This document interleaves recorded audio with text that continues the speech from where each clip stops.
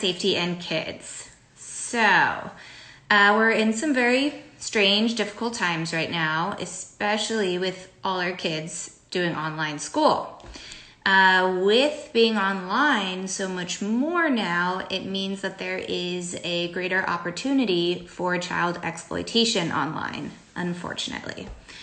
So the FBI has issued a pretty severe warning about the potential for increased online exploitation of children.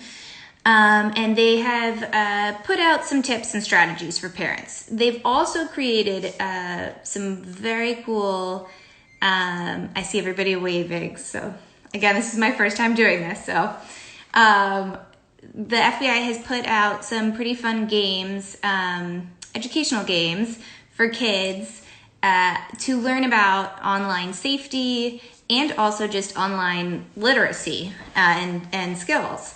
So you can find that at sos.fbi.gov, G-O-V, so that was sos.fbi.gov. And they have these interactive games for grades 3 through 8. There's also another great resource, Center for Cyber Safety and Education. That's a URL, imcybersafe.org. And they have really great resources for parents, teachers, librarians, kids, and they get a bit more specific for areas of internet danger. So they have stuff on cyberbullying, safe shopping, social media, gaming, and more. So let's get down to what some of these tips are, right? So discuss internet safety with your kids. It is never too early to start discussing internet safety. With that comes reviewing and approving all games and applications. Why don't you have someone to type this resource? So great that you say that. If you go to our website, ywcagreenwich.org, there's a family activities and resources tabs, and all of that information is right there. And maybe at the end of the video, if I can figure out how to type it, I will type it in for you. So back to the tips. So review and approve all games and applications before they're downloaded. And when you do download them, make sure that the privacy settings are set to the strictest level possible. So something that I'm not sure that parents always know is that through games like Fortnite or the Xbox or the PlayStation, kids can actually talk to strangers, talk to the other people playing the games, and they might not necessarily know them. And so you might want to be aware that this is happening. You might want to not let it happen if it doesn't feel safe. Or maybe you want to sit with them while they're playing so that you can kind of be there and monitor what's being said.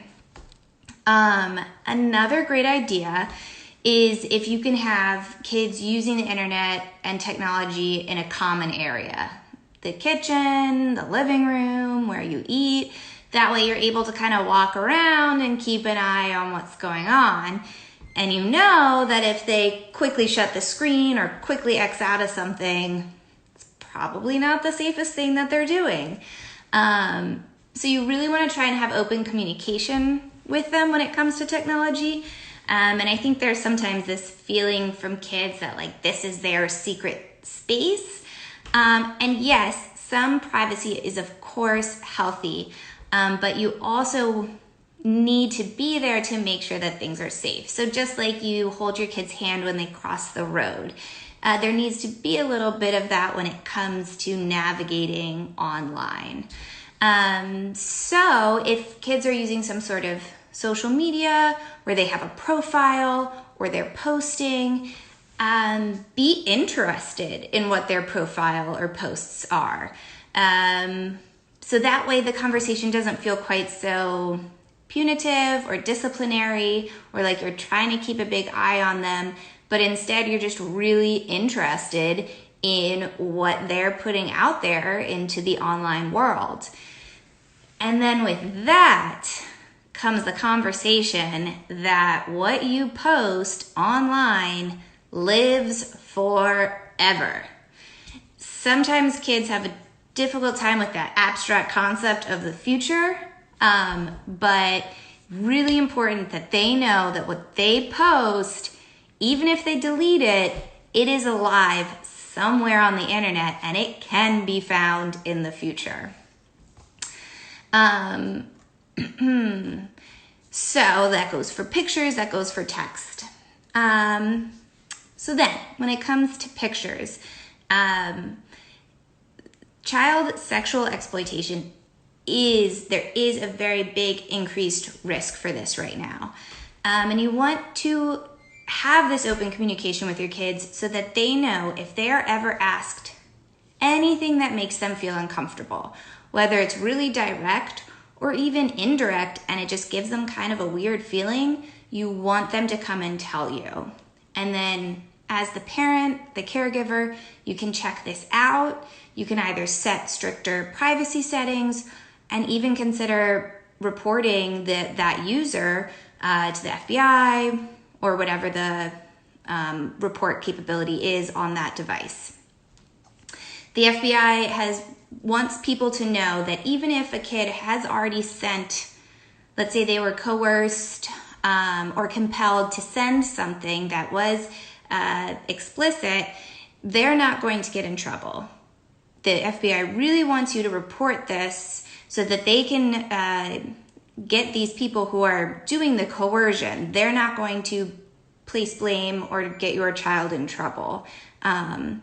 So some other ones, one that I didn't know, but in doing some research on internet safety and thought it was very interesting and everyone should know this, is to actually put a credit freeze right now on your children's credit reports. So they're saying that with the recent increase in data breaches, identity theft is a big issue and even a big issue for kids.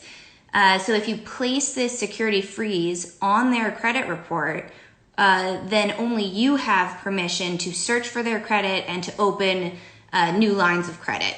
So to do this, you can go to the Federal Trade Commission's website. Little Google search there and you can find that. Something that's a little bit more difficult right now, limiting screen time. So it could be a good idea to make schedules of how much school screen time they're really going to have to do to stay on top of the work. And then from there, figure out some breaks from screen time, whether playing outside or doing other play in the house.